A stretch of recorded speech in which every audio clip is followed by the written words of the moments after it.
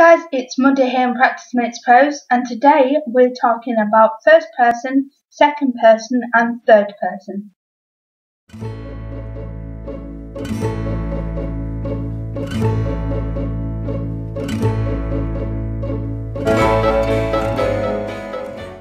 So one of the main aspects when you're starting to write a novel is which person you're going to write in.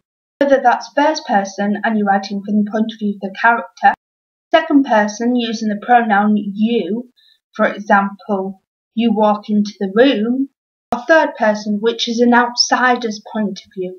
So you're describing what the person did by saying he or she walked into the room, he or she picked up a cup of coffee.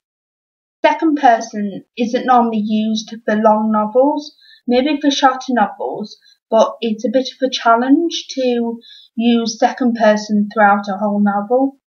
In my novel A New Lease of Life, I've written that in third person.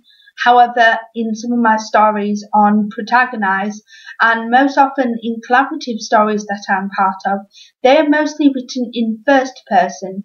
So my collaboration called Bittersweet Love is written in first person. I sit on the fence when it comes to my favourite point of view to write in. I alternate, or seem to alternate, between first person and third person. I don't write in second person at all. I don't really like second person. Maybe that's just a personal preference, but I feel as though the writing's more disjointed and doesn't flow as well when it's written in second person. Although I say I sit on the fence and I don't mind whether I write in first person or third person, I found that I can be much more descriptive when I'm writing in third person. For example, the tendrils of smoke were undulating and unfurling to linger in the air and be inhaled unintentionally by the only non-smoker in the room. Rupert Blackaby coughed and spluttered, wafting the smoke away from him with the hand which wasn't holding his cards. "It's your turn, Blackaby," the man said, sitting just opposite him in a gruff voice before taking a long drag on his cigarette, which lit up orange as he inhaled the toxic smoke. "I'm sorry, but I fold. I don't wish to continue playing," Rupert said, getting up from the table. "It's not a game I enjoy playing," he said, not feeling very confident as he said this, as the men were a lot bigger and tougher than he was.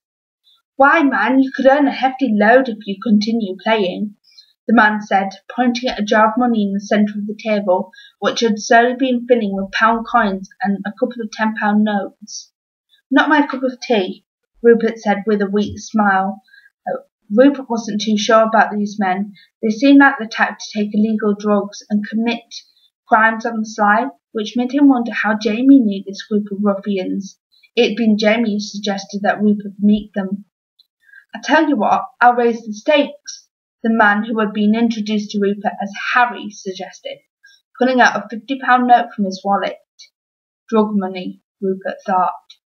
That was an excerpt of my novel A New Lease of Life, which I started during Nano in August, and I'm continuing to write, hopefully to get published.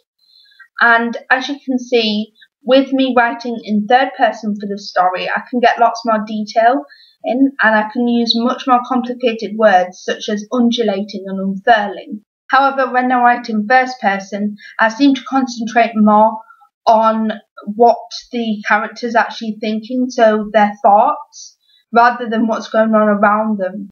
That was just my preference on which point of view I like to write in. It's really a personal preference. Some people prefer to write in first person, whereas other people may like to write in third person and maybe even second person.